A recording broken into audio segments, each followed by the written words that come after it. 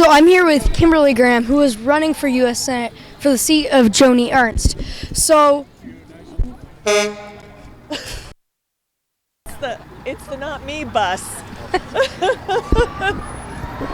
right. That's strong. All right. Interrupted by the Sanders bus arriving.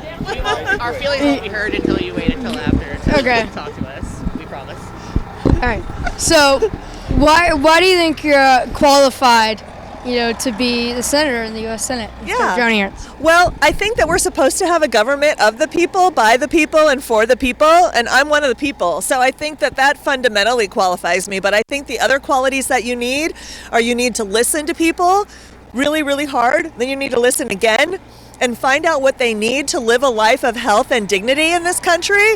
And then it's your job as a senator to go to Washington, D.C. and fight really hard to get those things that people live lives of health and dignity and have good education and good opportunities in this country.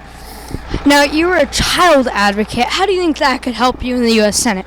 Yeah, well, I don't hear enough people talking about the well-being of children in this country, and that's one of the reasons I decided to run.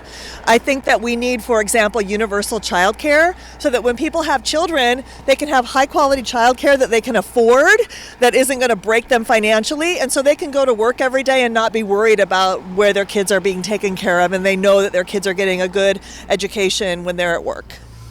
And also, why do you think Joni Ernst isn't qualified to be a senator here?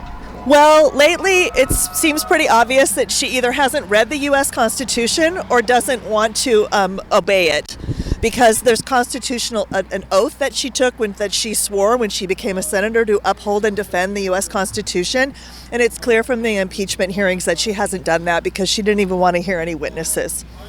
So, would you have voted for impeachment if you were a senator? Well, I would have definitely voted for witnesses and for documents. I mean, I can't, since I wasn't sitting there and I didn't actually hear every word of the evidence, I can't say whether I would have voted for impeachment. I mean, from what I know, probably, but as an attorney, I know that it's really important that you listen to all of the evidence and you see all of the documents, and they didn't even do that. Do you think if there were witnesses called, do you think it would have been good for the Republicans to call Hunter Biden? Do you think it would have been necessary to hear from him if he was the possible victim of a crime? Well, I think it's important to hear from all the witnesses. I really do, as many as possible. And then you can make up your mind if you have all the information. But if you're only operating on a small part of the information, it's really hard to make an intelligent decision. Now, the Iowa caucus is tomorrow. Have you made a decision on who you've endorsed? Well, I'm not endorsing anyone because I'm not caucusing because I'm going to be driving to a lot of caucus sites because the one really great thing about that is if candidates show up at a caucus site, they are allowed to speak for a couple minutes to all of the people that are gathered there. And since we're a really grassroots campaign, it's really important to us to talk to as many people as we can in as short a time frame as we can. And that's one way that we can reach a lot of people in just a few hours. So we're going to be driving all over Des Moines like crazy people on the night of the caucuses, talking to as many caucus sites as we can. Well, thank you so much for your time. Good luck. Thank you so much. Thank you.